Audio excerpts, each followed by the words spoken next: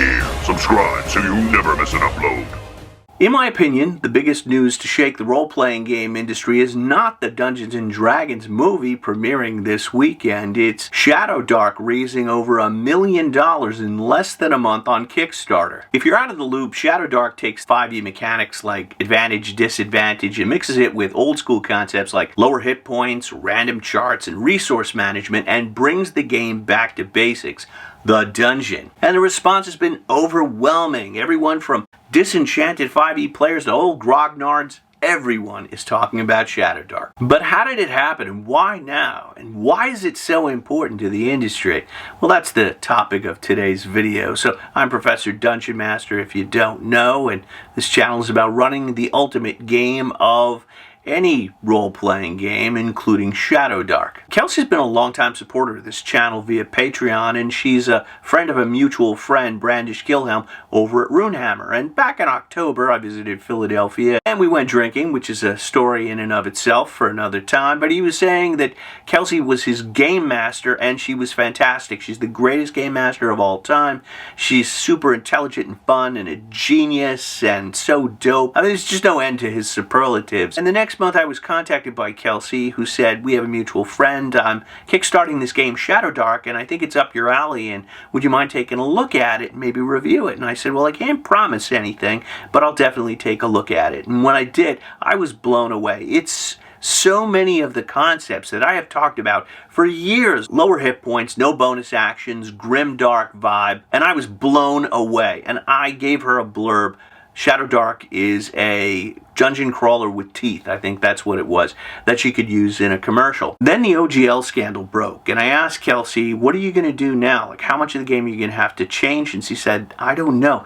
I have to meet with my lawyers, and we're going to have to hash it out. I might have to rewrite the whole game. So I suggested she make a video, a personal video, where she talked about how the OGL had affected her work, because I think that for many people it was an abstract concept. Like, it only affected business people or companies, and there are always the people that are like, well, I play first edition, how does it affect me? I thought by putting a face to the problem to show, yeah, this is how it affects the livelihood of a real actual person, it would go a long way to help people understand just how much of an impact Wizards of the Coast yanking that OGL had. And she did that, and that video blew up. She got 50,000 views, and she got a big outpouring of support from the community, and I think it raised the profile of Shadowdark considerably. And when the crisis abated, Shadowdark was in a position to be first out of the gate. So I went forward with the review and decided to release it on the same day Shadowdark launched on Kickstarter. It's nothing I hadn't done before. Just a few weeks prior, I did it with Goodman Games' Dungeon Denizens, for which I was a contributor, and you can still back that one below. And Ben Milton at Questing Beast gave it a positive review on the same day. Then Runehammer launched his video. Then Baron DeRop at Dungeonmaster started talking about it. And then the Kickstarter exploded, and all of a sudden I was hit on Twitter with accusations that I must have taken a bribe or payola to give a review that was that good. Some people claimed it was the work of a Madison Avenue advertising firm. And my favorite is Kelsey is not real. She was just a front for the real game designer, whoever that was. None of which was true, because I was in the middle of it. In fact, I did not get a suitcase of money to give Shadowdark a positive review. I didn't even get a review copy of the game. I just had the PDF. It's a case of Occam's razor, where the simplest explanation is the truth.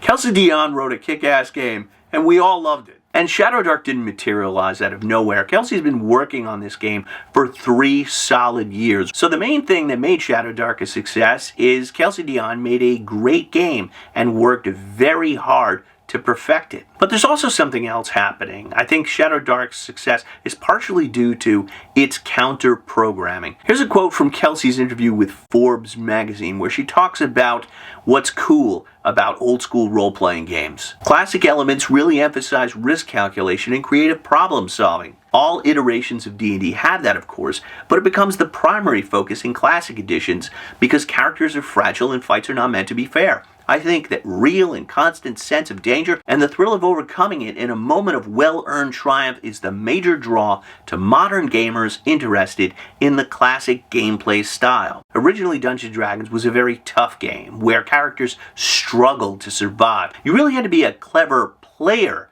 in order to make it out of that dungeon alive, let alone level up. 5e, I think most people agree, is a little bit soft between all the death saves and the revivify spells. It's like a game permanently stuck on easy mode. When I play 5e, with those death saves especially, I don't feel like I can die. It doesn't feel to me like my character is in danger. A number of problems can be solved simply by looking on a character sheet or by optimizing your character as opposed to finding an in-game solution to things. Shadowdark goes in the complete opposite of D&D on almost every aesthetic level. If you look at 5e art, the characters look like superheroes, holding crackling balls of energy or weapons that are crackling with energy. In Shadowdark, the characters are walking through dirty dungeons, holding torches, and climbing down ropes. 5e is story-centered. It's very much in the epic quest mode, and there's nothing wrong with that, but some of the recent releases, they just seem a little too whimsical to me. Adventures set in magical schools where you go to a magical prom, or you're a barista working in Starbucks to try to pay off your student loans. Shadowdark brings it back to the dungeon. Like, where did all the dungeons go in Dungeons & Dragons?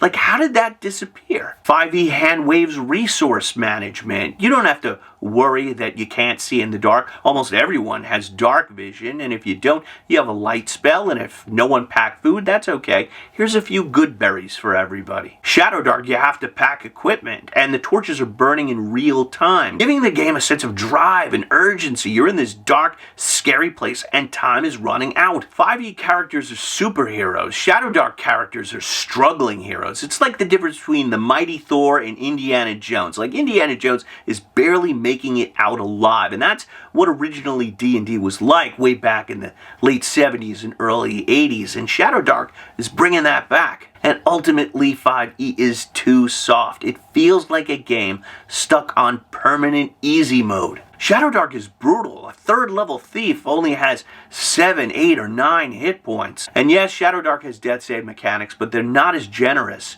or forgiving as 5e, and there's a mode where you can just turn them off and die at 0 hit points. And I've mentioned it before, but it bears repeating.